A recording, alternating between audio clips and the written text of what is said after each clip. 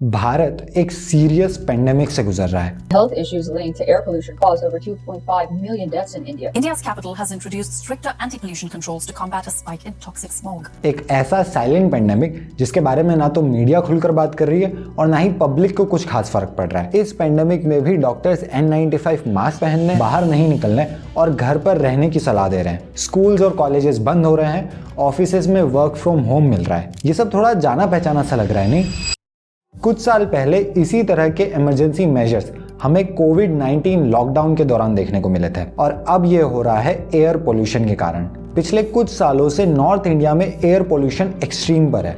Interesting बात यह कि एक समय पर चाइना का भी यही हाल था, लेकिन चाइना ने अपनी राजधानी बीजिंग के एयर पोल्यूशन को आज कंट्रोल कर लिया है। तो कैसे एयर पोल्यूशन आज की तारीख में एक पेंडेमिक की तरह हो चुका है, भारत ने इसे रोकने के लिए क्या कदम उठाए हैं, वो कदम क्यों अधूरे हैं और दूसरे देशों ने, स्पेशली चाइना ने एयर पोल्यूशन को कैसे रोका और हम उनसे क्या सीख सकते हैं, इस सब की चर्चा करेंगे हम इस वीडियो में। इससे पहले कि चाइना, भारत और सरकार की पॉलिसीज की बात करें, शॉर्ट में समझते हैं कि प्रॉब्लम आखिर कितनी बुरी है। ये उत्तर भारत के कुछ प्रमुख शहरों का AQI यानी एयर क्वालिटी इंडेक्स है। वर्ल्ड हेल्थ ऑर्गेनाइजेशन के अनुसार मैक्सिमम AQI जिसे हेल्दी माना जा सकता है वो 50 है। जैसा कि आप देख सकते हैं, इन शहरों का AQI हेल्दी से 6 से 7 गुना ज्यादा है। इनसे मिलिए, ये हैं दिल्ली में रहने वाले दीपक रजक, जो दिल्ली के पहले पॉल्यूशन से संबंधित बीमारियों के क्लिनिक में आए हैं। इस क्लिनिक को राम मनोहर लोहिया हॉस्पिटल में सेटअप किया गया है सिर्फ एयर पोल्यूशन के मरीजों का इलाज करने के लिए। दीपक रजक 64 साल के अस्थमा पेशेंट हैं जिनकी एयर पोल्यूशन की वजह से हालत बहुत ज्यादा बिगड़ गई है। ये सांस नहीं ले पाते, इन्हें घुटन होती है और लगातार खांसी आती है, जिसकी वजह से ये एक बार ऑलरेडी हॉस्पिटलाइज्ड हो भी चुके हैं। एयर पोल्यूशन की वजह से ऐसी हालत दिल्ली और नॉर्थ इंडिया में कई लोगों की है। हॉस्पिटल्स में रेस्पिरेटरी इलनेसेस जैसे ब्रोंकाइटिस और ब्रेथलेसनेस की वजह से पेशेंट्स की संख्या 50% तक बढ़ी है। अब एयर पोल्यूशन सिर्फ लंग्स को ही अफेक्ट नहीं करता, जिन्हें पहले से ही हार्ट डिजीज है उनमें हार्ट अटैक के चांसेस बढ़ जाते हैं। हवा में बहुत छोटे और खतरनाक पार्टिकल्स जिन्हें PM2.5 बोलते हैं, वो लंग टिश्यू में जाकर ब्लड स्ट्रीम में जा सकते हैं और बॉडी के कई ऑर्गन्स में जा सकते हैं। इसके लॉन्ग टर्म इम्पैक्ट में कई खतरनाक बीमारियां आती हैं जैसे डिमेंशिया, न्यूरोलॉजिकल प्रॉब्लम्स, डायबिटीज और मेटाबॉलिक सिंड्रोम वगैरह।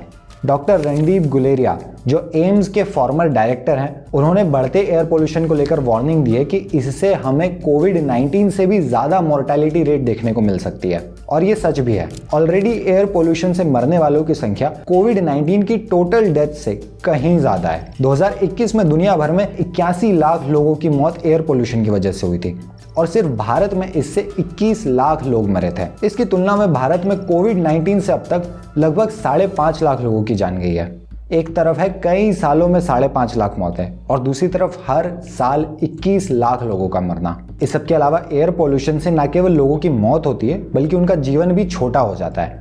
यूनिवर्सिटी ऑफ शिकागो की एक स्टडी के मुताबिक उत्तर भारत में रहने वाले 51 करोड़ लोग, जो कि पॉपुलेशन के 40% है, अपनी जिंदगी के करीब 7.5 साल खोने वाले हैं अगर पोल्यूशन लेवल्स ऐसे ही चलते रहे तो। फिर से बता दूं, ये भारत की 40% जनसंख्या है और दिल्ली में तो एयर पोल्यूशन लोगों की लाइफ 10 साल तक कम कर सकता है।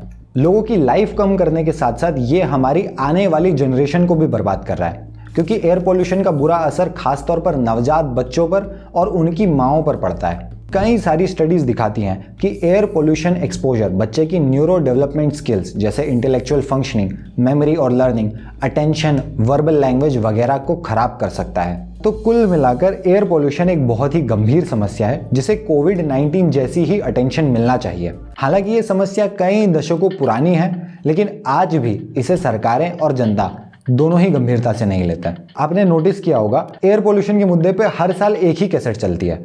हमारे लीडर्स एक दूसरे को ब्लेम करने में ही लगे रहते हैं। बीजेपी ने आम आदमी पार्टी पे इल्जाम लगा दिया है कि वो दिल्ली की हवा को साफ करने के लिए कुछ नहीं कर रही, तो आम आदमी पार्टी ने केंद्र सरकार को और दूसरे राज्यों की सरकारों को अक्यूज किया है कि वो उनके साथ कोऑपरेट नहीं कर रहे और उन्होंने हरियाणा, यूपी और दूसरी जगह पे कुछ नहीं करा, जिसकी वजह से दिल्ली की हवा दूषित हो रही है। ऑब्वियसली रियलिटी ये है कि किसी भी सरकार ने इस पर कोई बड़ा कदम नहीं उठाया। क्योंकि अगर कदम उठाए जाए तो इस प्रॉब्लम को एक्चुअल में सॉल्व किया जा सकता है, जैसा कि चाइना ने किया है। एयर पोल्यूशन के कारणों पर कई वीडियोस आपको मिल जाएंगे और आपने देख भी लिए होंगे, तो मैं उसकी डिटेल में नहीं जाऊंगा कि एग्जैक्टली एयर पोल्यूशन क्यों होता है। बेसिकली शॉर्ट में बोले तो भारत का general air pollution thermal power plant से आता है, जहां कोयले से बिजली बनती है। भारत अपनी आधी बिजली कोयले से ही बनाता है। इसके अलावा करोड़ों कार और कंस्ट्रक्शन एक्टिविटीज जिसमें कोई पोल्यूशन कंट्रोल नहीं है, ये भी एयर पोल्यूशन के बड़े सोर्सेज हैं। अक्टूबर से जनवरी के बीच समस्या और ज़्यादा बढ़ जाती है, क्योंकि इस वक्त पंजाब, हरियाणा और उत्तर प्रदेश के किसान फसलों की कटाई के बाद पराली जलाते हैं और ठंड के मौसम की वजह से ठंडी हवाएं पोल्यूशन को नीचे रोक कर रखती हैं। नाउ जैसा मैंने कहा कि अगर पॉलिटिकल विल पावर हो तो इस सिचुएशन को सॉल्व किया जा सकता है। और यहाँ पर भारत के पास चाइना से सीखने के लिए बहुत कुछ है, क्योंकि जो कंडीशंस भारत आज फेस कर रहा है वही चाइना ने भी एक समय पर फेस की थी। भारत आज तेजी से ग्रो कर रहा है। हैवी इंडस्ट्रियलाइजेशन, इंफ्रास्ट्रक्चर डेवलपमेंट के लिए हर जगह कंस्ट्रक्शन एक्टिविटीज, अर्बनाइजेशन, लोग शहरों में आ रहे हैं जिससे ट्रांसपोर्टेशन बढ़ रहा है, फॉसिल फ्यूल्स का इस्तेमाल बढ़ रहा है और चाइना को भी इसी सब से गुजरना पड़ा था वहां तक पहुंचने के लिए जहां वो आज है। और इस ग्रोथ का एक एनवायरमेंटल कॉस्ट होता ही है। चाइना की कैपिटल बीजिंग, जहां 2 करोड़ से ज्यादा लोग रहते हैं, वहां एयर पोल्यूशन से हवा बहुत बुरी तरह दूषित हो गई थी। हॉस्पिटल रेस्पिरेटरी पेशेंट से अक्सर भरे पड़े होते थे और वहां रहने वाले लोग इतने परेशान हो चुके थे कि कई लोगों ने बीजिंग शहर छोड़कर साउथ चाइना या दूसरे देशों में जाकर जॉब ले ली, जहां उन्हें बेहतर हवा मिल सके। इसके बाद 2013 में फाइनली चाइना ने national air pollution action plan बनाया और बिलियंस ऑफ डॉलर्स इसमें इन्वेस्ट करना शुरू किए। इसके तहत चाइना ने सबसे ज्यादा पोल्यूटेड रीजन्स में कोल पावर प्लांट्स पर रोक लगा दी और कई सारे पुराने पावर प्लांट्स भी बंद कर दिए। शंघाई, शेंजेन और ग्वांगझू जैसे बड़े शहरों में गाड़ियों की संख्या पर भी लिमिट लगाई और पूरी तरह से इलेक्ट्रिक बसेस इंट्रोड्यूस की गई। यहां तक कि चाइना ने अपने देश की आयरन और स्टील मेकिंग कैपेसिटी को भी घटा दिया और कोयले की खदानें बंद कर दी। इसके अलावा एयर पोल्यूशन को रोकने का एक बहुत अच्छा जरिया होते हैं पेड़।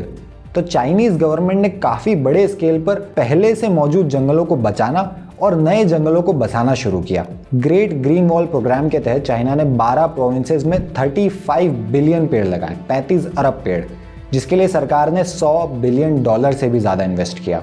इन सारे एफर्ट से चाइना की एयर क्वालिटी पिछले 1 दशक में बहुत बेहतर हुई है।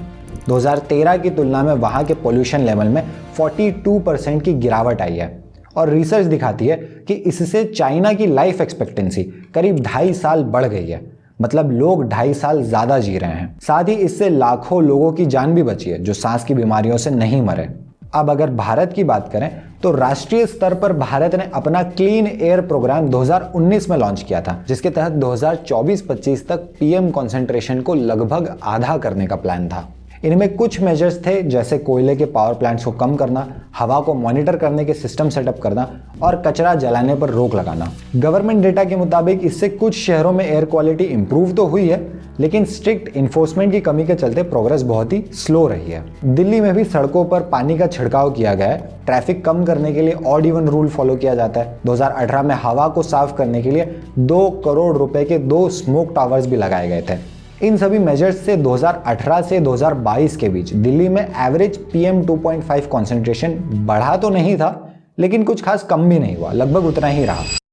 ऑब्वियसली यहाँ पे प्रश्न उठता है कि सालों की कोशिश के बावजूद भी भारत एयर पोल्यूशन को कंट्रोल करने में असफल क्यों रहा है, और इसे हम 2 लेवल्स पर समझ सकते हैं। पहले अगर सरकार के एफर्ट्स की बात करें तो centre for research on energy and clean air के सदस्य सुनील दहिया का कहना है कि चाइना के स्ट्रिक्ट मेजर्स जो लॉन्ग टर्म सक्सेस के लिए थे, उसकी तुलना में भारत के मेजर्स रिएक्टिव हैं, एक तरह से बैंडेड सॉल्यूशन है। उस प्रॉब्लम की जड़ तक जाने और गहरे मुद्दों पर काम करने के बजाय सरकारें ये सोचती कि बस अभी ये जो प्रॉब्लम मुंह फाड़ के सामने खड़ी हो गई है, इसको थोड़ा कम कर देते हैं। अगर दिल्ली की बात करें तो दिल्ली और उसके आसपास के रीजन की बढ़ती आबादी और शहरी विकास वहाँ की इन्वायरमेंटल कैरिंग कैपेसिटी को एक्सीड कर चुका है। मतलब वहाँ जितने लोग होना चाहिए, जिस तरह का डेवलपमेंट वो जगह झेल सकती है, उससे कहीं ज़्यादा हो रहा है। अब ये मूलभूत प्रॉब्लम है। फंडामेंटल प्रॉब्लम तो यही है कि सिस्टम जो फिलहाल हमने बना रखा है, उसका परिणाम, उसका रिजल्ट ही यही होगा, वायु प्रदूषण, पानी की कमी, यही सब।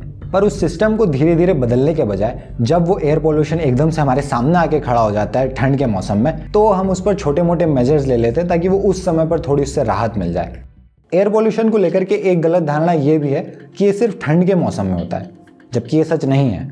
एयर पोल्यूशन साल भर रहता है, बारिश के सीजन में भी। तो इस तरह के सीजनल रिस्ट्रिक्शंस काफ़ी नहीं है कि केवल ठंड के समय में कुछ पाबंदियां लगा दी। वो उस मोमेंट में एयर पोल्यूशन को कम करने का काम जरूर कर देंगे, पर लॉन्ग टर्म में उनसे कुछ नहीं होगा। एमिशंस को कम करने के लिए इस पे साल भर काम करना पड़ेगा, जैसा कि दूसरे देशों ने किया है। फिलहाल सरकारों की कोशिशें मुख्य रूप से शॉर्ट टर्म रही हैं। इसके अलावा दूसरी और शायद बड़ी समस्या यह है कि भारत में एयर पोल्यूशन को लेकर पब्लिक अवेयरनेस बहुत ही कम है। बेकार एयर क्वालिटी का लॉन्ग टर्म में उनकी हेल्थ पे क्या असर पड़ता है, इसके बारे में लोगों को समझ ही नहीं है।